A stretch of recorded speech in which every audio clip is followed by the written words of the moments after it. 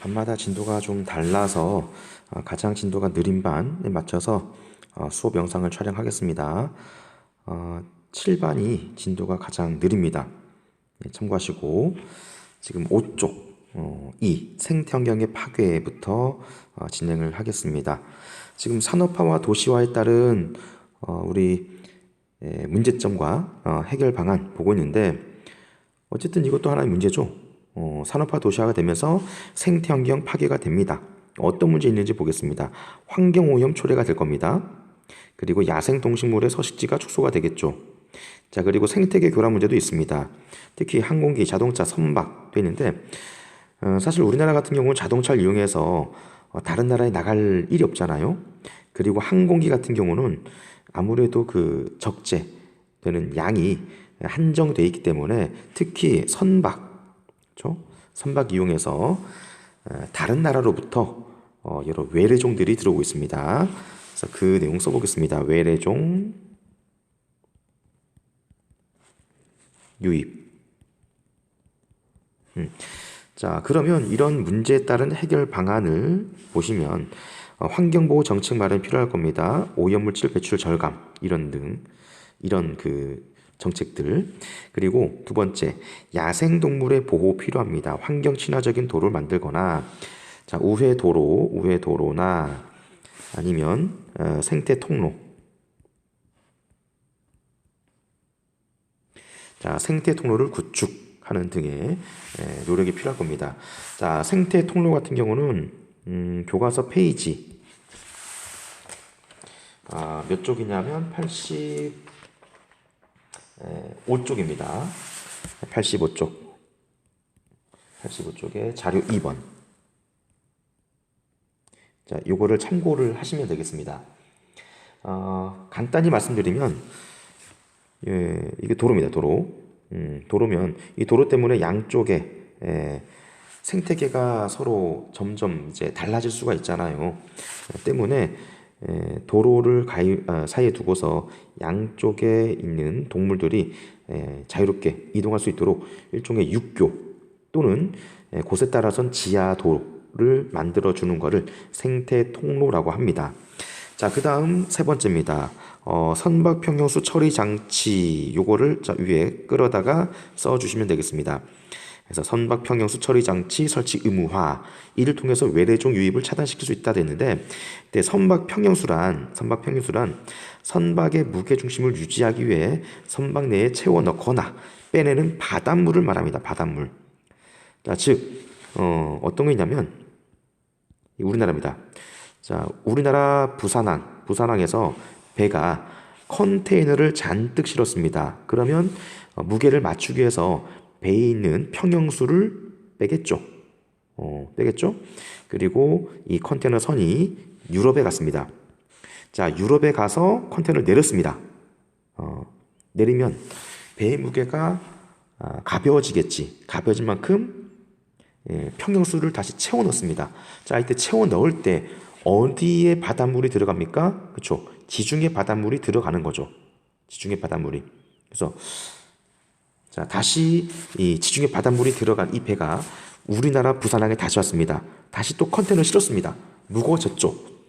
자, 따라서 배에 있던 평형수 이거를 부산 바다에 뿌려줍니다. 빼줍니다. 자, 이때 빼내지는 바닷물은 지중해 바닷물이 되겠죠. 자, 이러면서 이제 생태계 교란, 그러니까 외래종들이 많이 들어올 수가 있다 이건데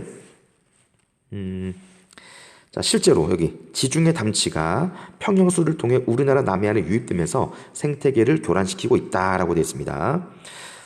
이 담치라고 하는 거는 우리가 해물짬뽕이나 아니면 홍합탕에 들어가는 일종의 우리가 알고 있는 홍합입니다. 사실은 우리가 먹는 홍합은 실제 홍합이 아니죠. 지중해 담치를 먹고 있습니다. 그래서 원래 우리나라의 홍합 같은 경우는 크기가 좀 더 크고 그리고 겉표면이 좀 까칠까칠합니다. 근데 지중해 담치는 우리가 먹는 것처럼 크기가 좀 작고 겉에 표면이 좀 매끈매끈합니다. 따라서 우리가 먹는 거는 사실은 좀 저렴한 지중해 담치다. 실제 우리나라 토종, 홍합은 조금 가격이 좀 셉니다. 예. 자, 그러면 5쪽 넘어가겠습니다.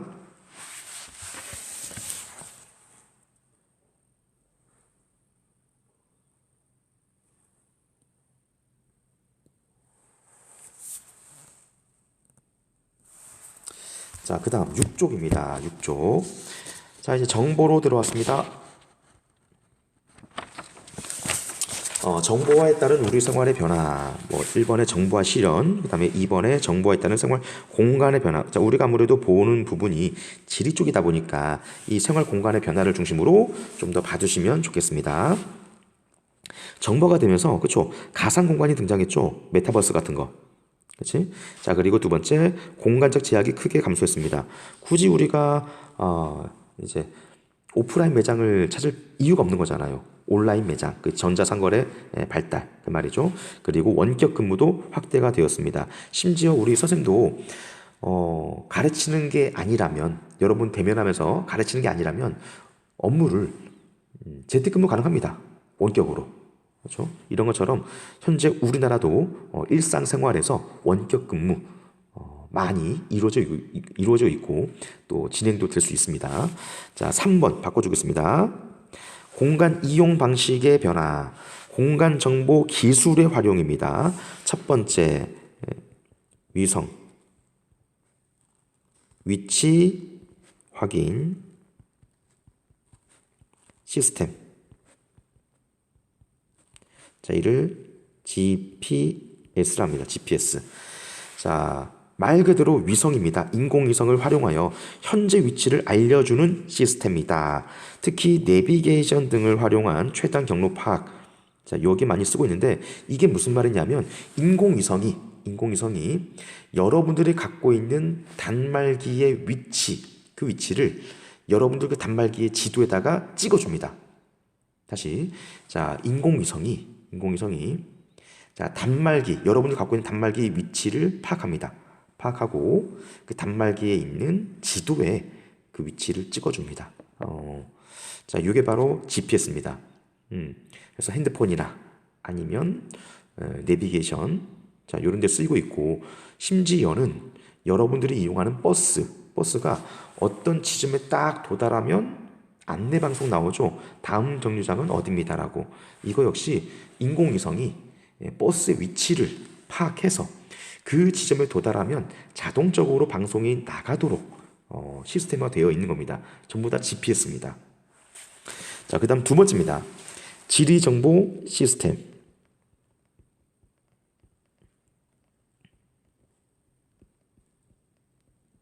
자, 지리정보 시스템. 자, 이거는 GIS라고 합니다. 자, 다양한 지리 정보를 돼 있는데 우리 지표상에 펼쳐진 모든 정보가 지리 정보입니다. 이거를 수치화시킨다. 즉 데이터화시켜서 컴퓨터에 입력, 저장하고, 자, 우리가 필요할 때는 하여 제공해주는 시스템을 말합니다. 특히 시설이나 주거지의 최적 입지를 선정할 때 쓰입니다. 입지 선정에 주로 쓰입니다. 자, 어떤 분석을 쓰냐면 중첩 분석 써보겠습니다. 자, 중첩 분석.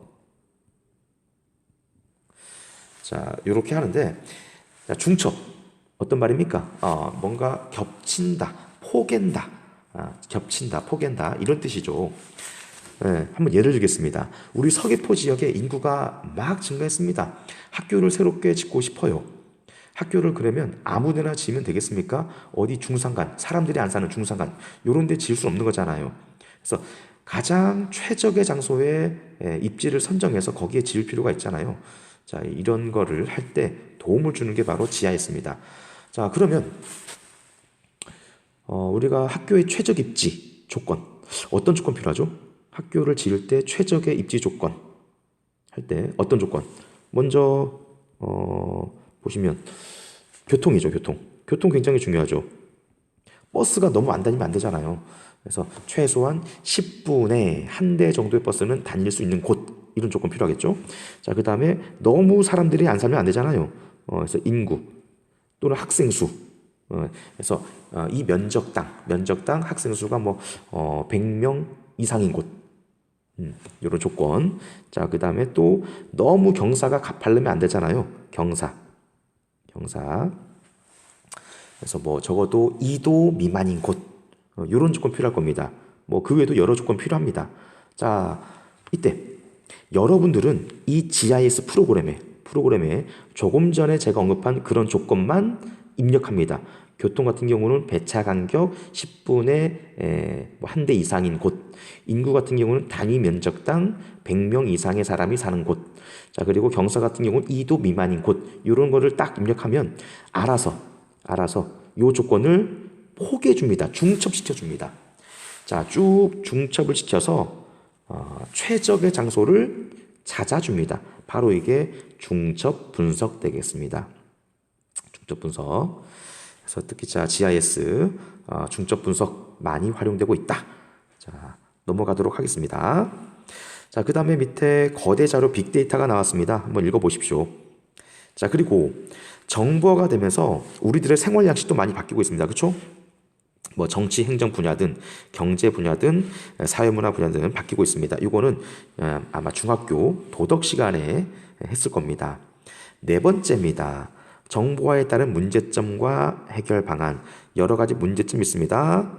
이거 역시 중학교 도덕 시간에 했을 거라 보고 있습니다. 넘어가도록 하겠습니다.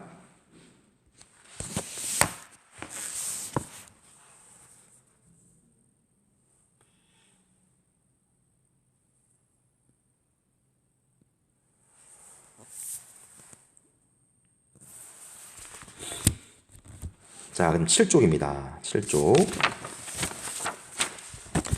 7쪽에 보시면 소단원이 3. 내가 사는 지역의 공간 변화입니다. 자, 지역의 공간 변화. 우리가 사는 지역.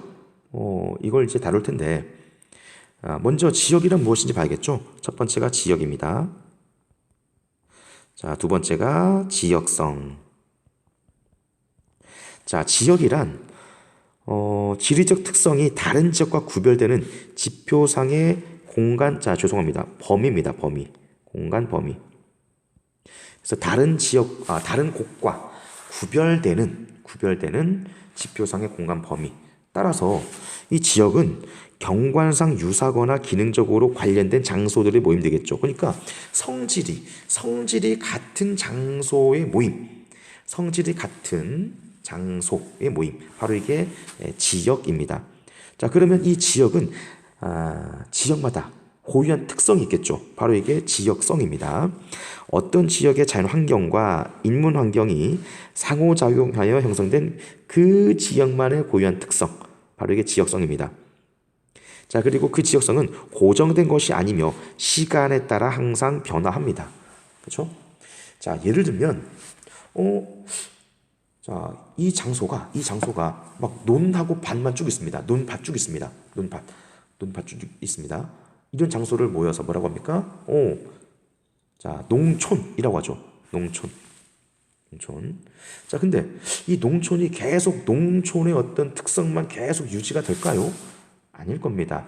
만약에 그 지역에 농촌 지역에 도로가 놓이고 공장이 들어가고 아파트가 들어가고 해버리면 도시로 변화될 수도 있는 거죠. 이런 것처럼 자, 지역성은 항상 변화가 될 수 있는 겁니다. 그렇죠? 자, 그 다음 두 번째 지역 조사를 보겠습니다. 자, 이 지역 조사는 뭐냐면 의미 보시면 지역에 대해 자료를 수집하고 분석 종합해서 지역성, 아까 배웠던 지역성을 파악하는 활동입니다. 그러면 왜 이렇게 지역성을 파악해야 되느냐? 필요성. 왜 필요하는가?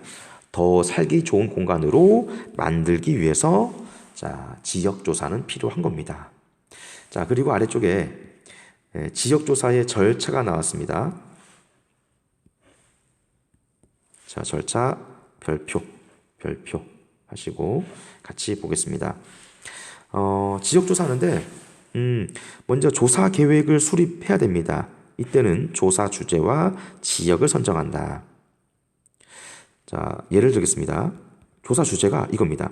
눈이 많이 오는 기후 환경이 그 지역의 가옥 구조에 영향을 주었을 것이다. 이게 조사 주제입니다. 눈이 많이 오는 기후 환경이 그 지역의 가옥 구조에 영향을 주었을 것이다. 이게 자 조사 주제입니다. 자 그러면 당연히 주제에 맞는 지역을 선정해서 가야겠죠. 자 그런 지역 우리나라에 어딜까요? 그렇죠. 울릉도입니다. 울릉도. 자 울릉도 같은 경우는 눈이 많이 오는 그런 기후 환경이죠. 그 때문에 독특한 가옥 구조가 나옵니다. 뭡니까? 우대기입니다. 우대기. 우대기. 전에 배웠었는데 이게 가옥이라면 울릉도는 눈이 많이 오면 2m까지 쌓입니다. 자 그렇게 돼버리면 집 밖에 꼼짝없이 갇혀 있는 거죠. 따라서 생활의 공간, 작업의 공간을 좀 더 두기 위해서 지붕의 끝, 처마 끝 여기에 일종의 블라인드 같은 거를 내려줍니다. 블라인드 같은 거를 바로 요게 우대기입니다. 우대기. 자 그러면 눈이 아무리 오더라도 요 밖에만 쌓이니까 자 요만큼의 작업의 공간, 생활의 공간이 더 생기는 거죠. 자 그러면 지역까지 선정했습니다. 울릉도로 바로 갑니까? 아닙니다. 자, 두 번째입니다. 지리 정보를 이제 수집하는데 울릉도로 바로 가서 수집하는 게 아니고 먼저 공부를 해야겠죠. 공부를 해야 그만큼 가서도 더 보일 거 아니겠습니까? 따라서 실내에서 뭔가 공부를 합니다. 문헌이나 지도, 사진, 항공사진, 각종 통계자료 또는 인터넷 검색 등을 통해서 실내 조사합니다. 자, 그리고 이 실내 조사에서는 추가적으로 또 하는 게 있습니다. 뭐냐면 현지 조사, 야외 조사 나가기 전에 답사 경로도 작성. 자, 지도를 보면서 자, 우리가 현지 나갔을 때 어떤 경로로 가는 게 가장 효율적인지 이거를 먼저 작성을 해 봐야겠죠. 그렇죠? 자, 이거를 실내 조사 단계에서 하는 겁니다. 또한 현지 조사 나갔을 때 면담이나 설문 조사가 필요합니다. 그러면 현지 나가서 바로 그냥 질문지를 작성하고 질문하고 또 설문지를 또 밖에 나가서 막 만들어가지고 설문지를 바로 돌립니까? 그게 아니죠. 전부 다 실내 조사에서 미리 준비를 해서 가야 됩니다. 그래서 질문, 그다음에 가운데 점, 설문지 작성을 자 실내 조사에서 하는 겁니다.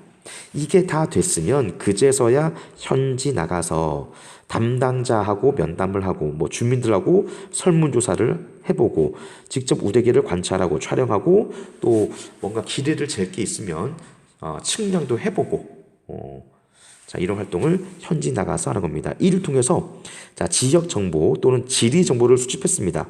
수집했으면 이거를 정리하고 자 분석하고 도표, 그래프, 지도 등으로 표현해야겠죠. 자, 표현하고서 결과적으로 결론 도출. 이거는 즉 보고서 작성이 되겠습니다. 자, 이런 과정을 통해서 지역 조사를 자, 실시하는 겁니다. 한 번 더 복습해 보겠습니다. 자, 첫 번째 조사 계획 수립이었죠.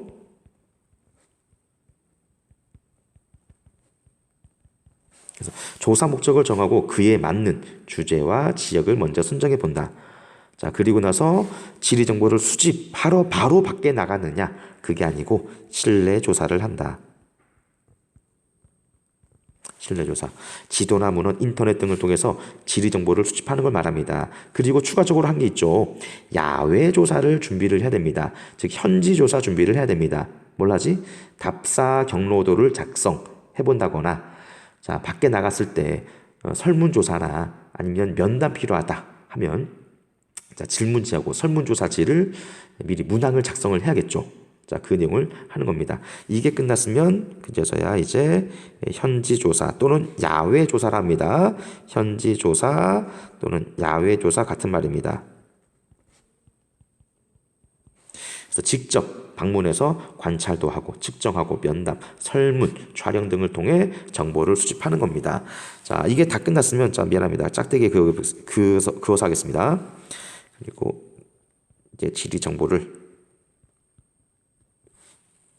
분석하는 거죠. 분석.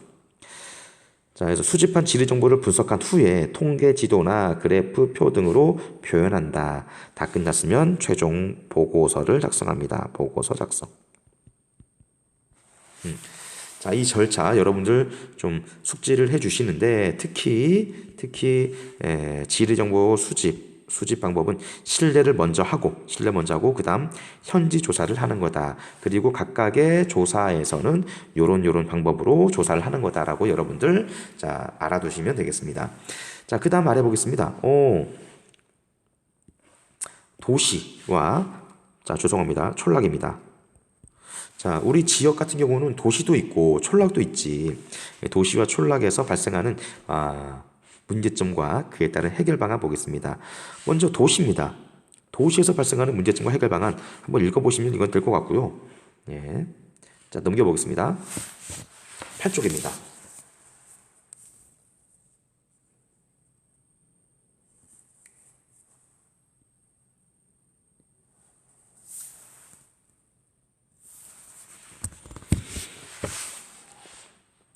자, 8쪽에서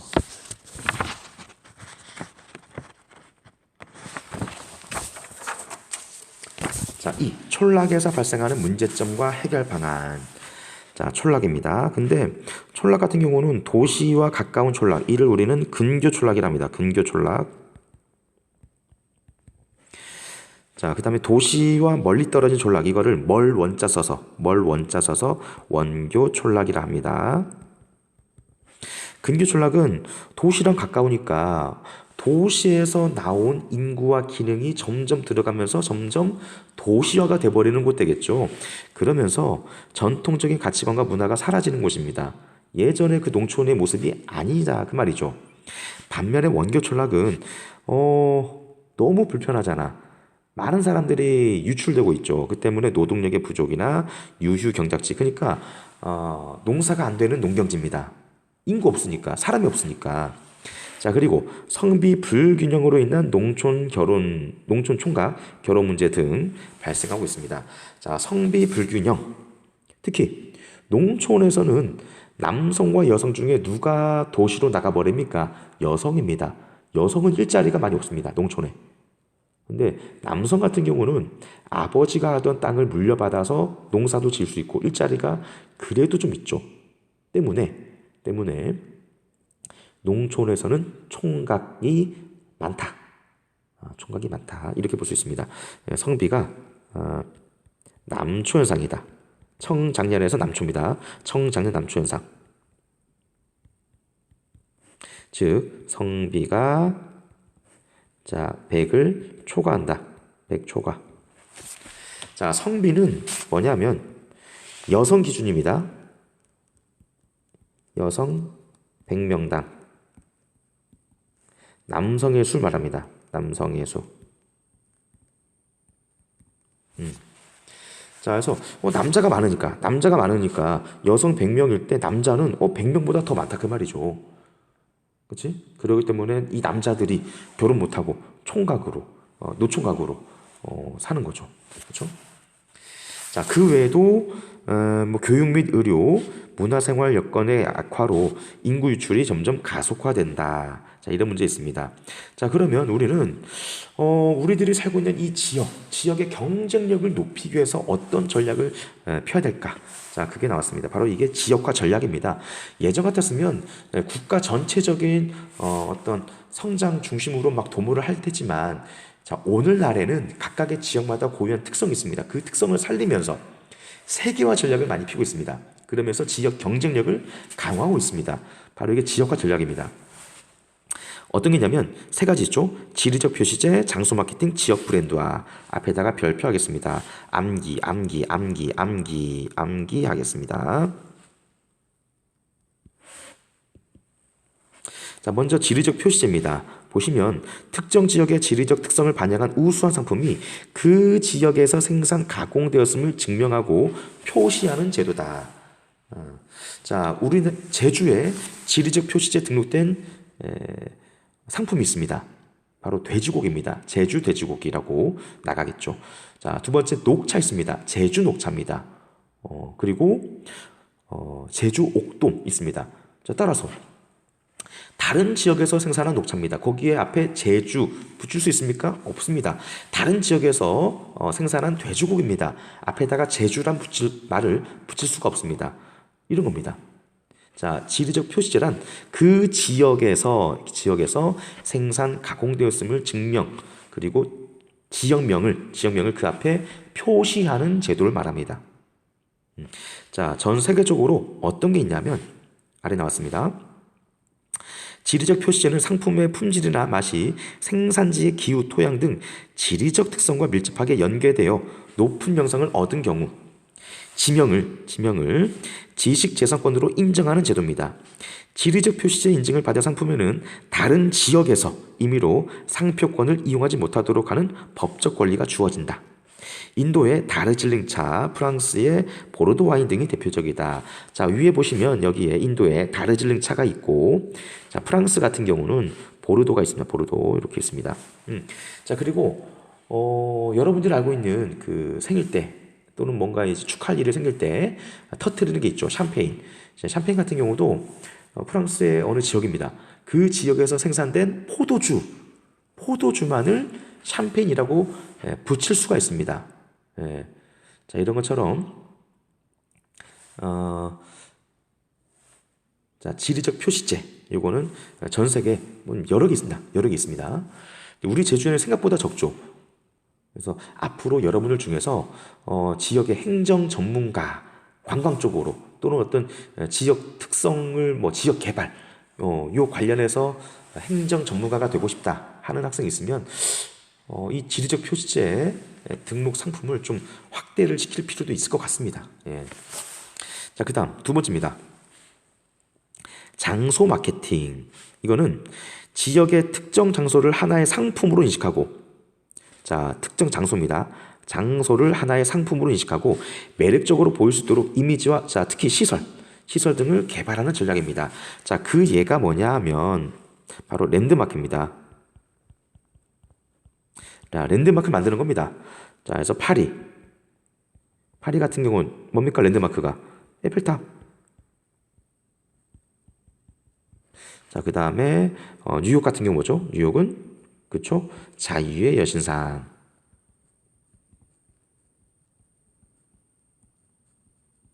이렇게 있습니다. 자, 그 다음 지역 브랜드화입니다. 자, 말 그대로 지역을 언어의 어떤 상표화 시키는 겁니다. 상표. 보시면 지역의 상품과 서비스, 축제 등을 브랜드로 인식시켜서 지역 이미지를 높이고 지역 경제를 활성화하는 전략이다. 그러니까 그 지역을 하나의 상품화 만드는 겁니다. 그 얘가 뭐냐면 뉴욕입니다. 뉴욕. I love 뉴욕. 이거를 본떠서 서울에서도 했죠. I 서울유인가? 예전에 했었습니다. I 서울유. 이런 것들이 바로 지역 브랜드화입니다. 자, 요거 세 가지 여러분들 암기를 해주시면 되겠습니다. 자, 이제 구 쪽으로 넘어가 보겠습니다.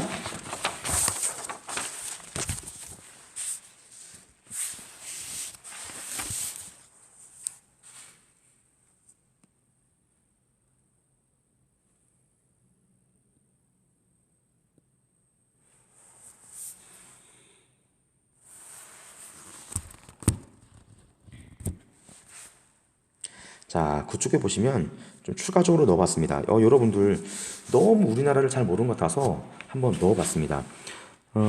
지금 우리나라 이제 시도 되겠죠. 광역행정구역입니다. 광역행정구역이 위에 지금 전부 다 제시가 되어 있습니다. 한번 짝을 지어보는 겁니다. 이건 서울입니다. 서울. 써보십시오. 서울. 서울이고 요렇게 해서 이게 인천입니다. 인천. 자, 그 다음에 여기 대전광역시, 광주광역시, 대구광역시, 울산광역시, 부산광역시 되어 있습니다. 자, 하나가 빠졌는데 여기다가 이렇게 해서 이게 세종특별자치시입니다. 한번 써보십시오. 자, 그 다음, 자, 도입니다. 이 도. 여기가 경기도입니다. 경기도, 여기 강원도, 여기가 충청북도입니다. 충청북도. 여기는 충청남도. 자, 여기는 전라북도입니다. 전북. 전라남도, 전남. 자, 경상북도입니다. 경북. 자, 경상남도, 경남. 자, 여긴 제주 특별자치도. 자, 한번 써보시면서 머릿속에 넣어 보시면 되겠습니다. 예, 이건 기본 중에 기본이기 때문에 앞으로 살아가면서도 여러분들이 알고 가야 되는 부분일 것 같습니다. 예. 자, 그리고 내년에 바로 이제 대선인데 그에 따라서 정치권에서도 각각의 지역마다 민심을 알아본다고 합니다. 그렇죠? 그 관련된 게 매스컴으로 많이 나오고 있는데 나오는 게 그 지역 명칭이 어떻게 나오냐? 여기가 아까 부산, 울산, 경남이죠. 이걸 묶어서 부울경 지역이라고도 합니다. 여기서는 자, 경북하고 여기 대구지, 대구. 그래서 대경 지역이라고도 합니다. 그래서 뉴스 나오더라도 여러분들 이 지역이구나라고 이해를 해두시면 되겠습니다. 자, 이어서 아래쪽에서 우리나라 전통 지역 구분돼 있습니다. 이거 역시 종종 나옵니다. 한번 자, 전통 지역 구분 한번 보겠습니다. 읽으면서 볼게요. 자, 태백산맥은 강원도를 동쪽과 서쪽으로 나누는 경계다. 태백산의 봉우리와 봉우리 사이에는 진부령, 미시령, 한계령, 대관령. 자, 령입니다. 령. 자, 이 령자가 뭐냐면 고계령자입니다. 고계령. 자, 그러면 고계는 어떤 곳일까? 아까 설명이 되어 있죠. 태백산의 봉우리와 봉우리 사이라고 되어 있습니다. 즉, 산줄기가 있습니다. 산줄기가 여기, 자, 여기 한번 예시 보겠습니다. 자, 태백산 여기 지도에, 자, 태백산 여기 있습니다. 근데 그 중에서 해발고도가 낮은 부분이 있습니다. 낮은 부분. 여기, 예를 들어, 자, 낮은 부분 여기라고 하겠습니다. 그러면 양 지역 사람들이 서로 왕래할 때 해발고도가 낮은 부분, 여기를 통해서 사람들이 왕래하겠죠. 그렇죠? 이처럼 산줄기 중에서 해발고도가 낮은 부분을 우리는 고개라고 하고 이 고개를 통과하는 요 길을 우리는 고갯길이라고 합니다. 그러니까 아리랑 고개라는 말 있잖아요. 이 고개가 바로 이런 의미입니다. 산줄기 중에서 해발고도가 낮은 부분으로 자, 산 양쪽의 사람들이 왕래하던 길, 이를 고갯길이라고 합니다. 자, 그래서 고개령자 써서 이 령의 서쪽. 자, 고개령의 서쪽에서 여기를 영서지방. 자, 동쪽에서 여기를 영동지방이라 합니다. 그래서 자, 계속 읽어보겠습니다. 이 고개들을 기준해서 고성, 속초, 양양, 강릉, 삼척 등 동쪽 지역을 영동지방이라 하고 자, 춘천, 홍천, 횡성, 인제, 원주, 평창, 영월, 원주, 정선 등 서쪽 지역을 죄송합니다. 서쪽 지역을 영서지방이라고 합니다. 자, 그리고 강원도는 관동지방이라고 하며 이는 천령관의 동쪽이란 뜻이다. 태백산맥에는 서울과 함경도 원산지를 연결하는 곳에 천령이라는 고개가 있다. 여기가 바로 천령이 있는 곳입니다. 천령. 자, 그리고 천령은 군사적으로 매우 중요하여 나라에서는 천령관을 만들어서 방어 요충지로 활용했다. 그래서 천령관. 천령에다가 방어 진지를 구축한 겁니다. 이게 천령관입니다. 자, 이 천령관 기준으로 북쪽인 함경도를 관북지방, 자, 북쪽 함경도를 관북지방이라고 하고, 자, 그리고 서쪽인 평안도를 관서지방, 동쪽인 강원도를 천령관의 동쪽을 자, 이 두 개를 묶어서 강원도 천령관의 동쪽이다 해서 관동지방이라고 합니다. 그 밖에 금강을 중심으로 남쪽을 호남, 그 상류의 서쪽을 호서라 했으며 조령의 남쪽을 영남이라 했다. 자, 지금 뭐냐면 파란색 들어보겠습니다. 파란색으로 이렇게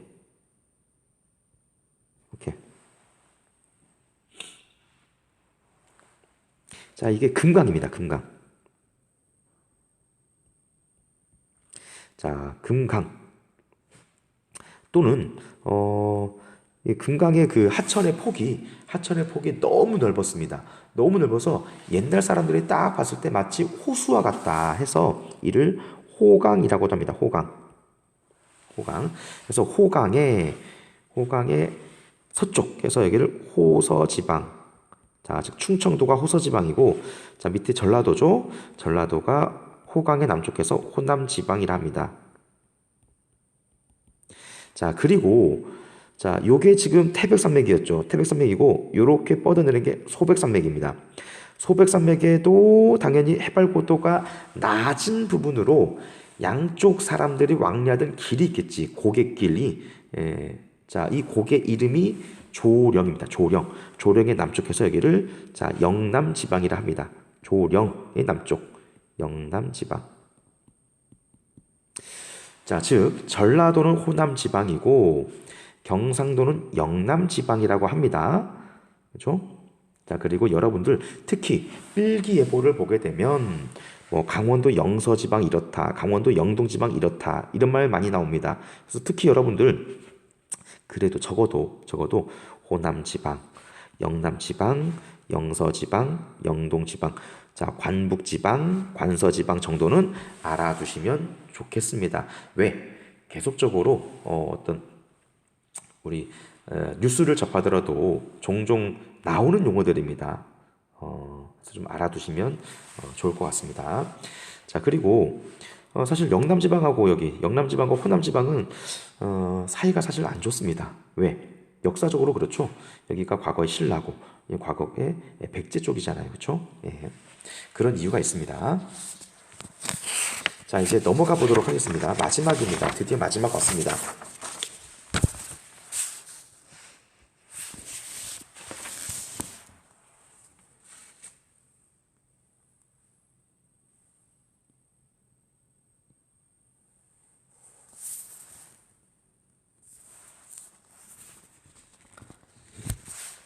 자, 이제 통계지도입니다. 통계지도. 우리가 많이 쓰는 게 요로 4개 지금 정리가 되어 있는데요. 첫 번째가 뭐냐면 이게 원그래프라는 도형을 이용했죠. 이 도형 표현도라고 합니다. 도형 갖고 표현했다. 통계 자료를 도형 갖고서 표현했다. 해서 도형 표현도입니다. 이거는 특징이 2개 이상 이 통계치를 표현. 자, 2개 이상의 통계치를 표현할 때 쓰입니다. 물론 1개만 해도 나타낼 수도 있죠. 여기 보면 지금 각 지역의 인구수를 원그래프 크기를 다르게 해서 나타내고 있습니다. 그래서 1개의 자료도 표현도 가능합니다. 이렇게. 근데 2개 이상의 통계치도 표현 가능하다. 이게 큰 특징 되겠습니다. 예를 들면 제주도가 있습니다. 자, 서귀포시, 제주시가 있죠. 제주시, 서귀포시 있습니다. 그래서 이 지역별 고등학교 수의 변화란 통계치를 나타내주고 싶습니다. 그래서 이럴 때 보면 뭐 1980년, 그다음에 2000년, 네, 고등학교 수 80년에 이랬고 2000년에 이랬고 서귀포도 80년에 이랬고 자 2000년에 이랬고 자 이렇게 지역별로 지금 2개의 통계치죠. 80년과 2000년 이럴 때 이건 막대 그래프란 도형 갖고 나타낸 겁니다. 원 그래프도 마찬가지입니다. 지역별 특산물 나타낼 때 제주 같은 경우 원 그래프 해가지고 뭐 귤의 생산량, 그다음에 옥돔의 생산량, 한라봉의 생산량 뭐 이렇게 해가지고 지역별로 2개 이상의 자료죠. 특산물 2개 이상이죠. 이렇게 나타낼 때 쓰이는 게 바로 도형 표현도라고 하는 겁니다. 자, 그 다음 2번째가 등치선도입니다. 자, 등치선도는 통계치가 같은 지점을 선으로 연결. 자, 통계치가 같은 지점들을 쭉 해서 선으로 연결해서 연속적으로 표현된 겁니다. 자, 여기 보면 호우 발생 빈도 횟수가 나왔습니다. 지금 이 선이 지나가는 곳은 호우 발생 일수가 3.01입니까? 3.01. 3.01. 자, 그리고 여기 보니까 요렇게 해서 지나가는 게 지금 2.41 되어 있습니다. 2.41. 그다음에 요렇게 지나가는 거 이게 2.81 되어 있습니다. 그래서 요 선이 지나가는 곳은 호우 발생 일수가 2.41 되는 곳.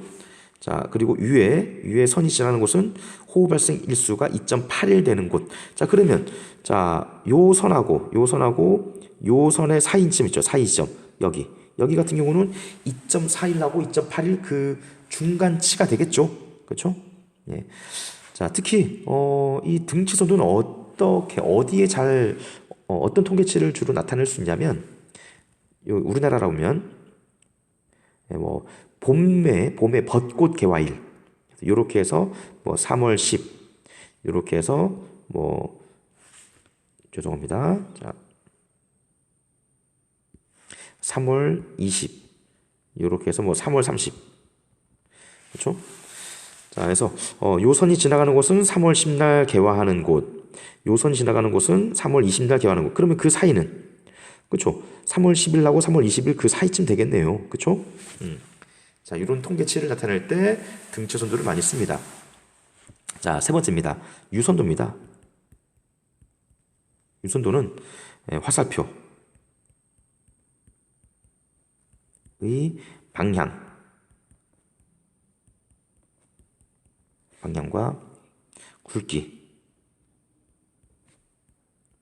굵기로 지리적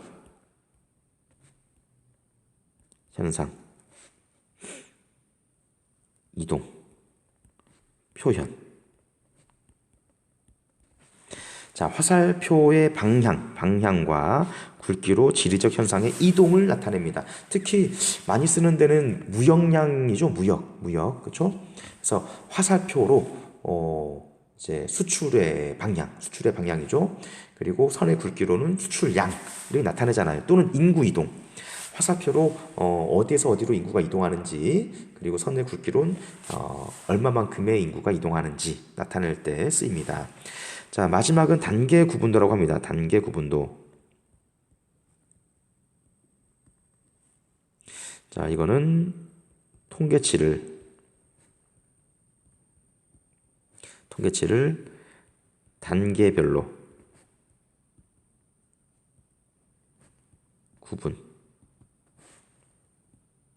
구분하여 표현.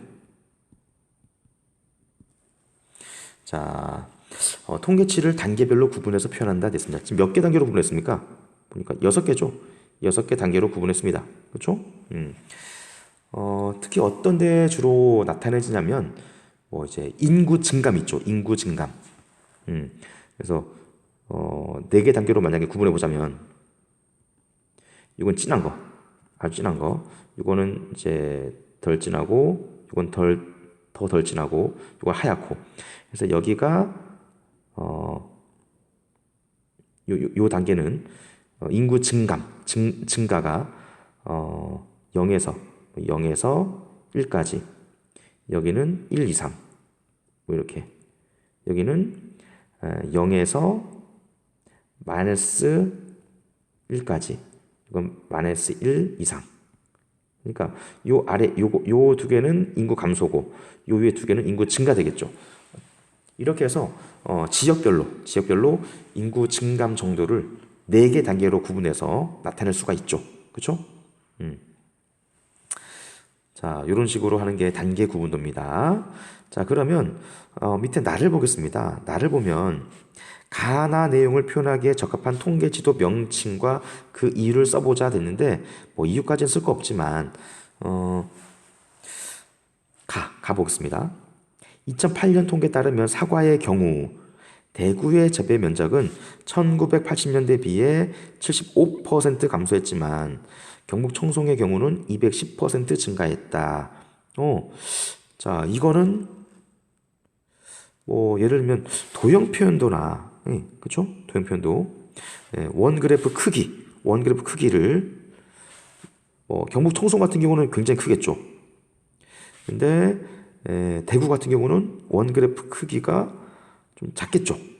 뭐 이렇게 나타내거나 아니면 단계 구분도로 몇 개 단계로 구분해서 나타낼 수도 있을 것 같습니다. 예. 자, 어쨌든 이 통계 자료를 나타내는데 정확하게 답은 없어요. 답은 없습니다. 근데 그래도 이건 좀 애매하긴 하지만 이거 좀 애매하다. 이건 애매합니다. 애매하긴 하지만 그래도 그나마 가장 적합한 게 있긴 해요. 가장 적합한 게 있습니다. 요렇게 애매하게는 안 되겠습니다만 낸다면. 근데 어쨌든 가장 적합한 통계 지도가 있습니다. 예. 찾아보시고 그 다음에 여러 농작물의 재배 북한 개선이 북상했다. 농작물의 재배 북한 개선 전에 했었습니다.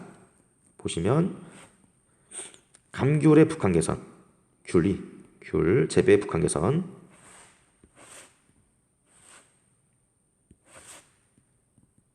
뭐 사과 재배 북한 개선, 뭐 배 재배 북한 개선 이렇게 등치선도로 나타날 수가 있죠. 등치선도에 그렇죠?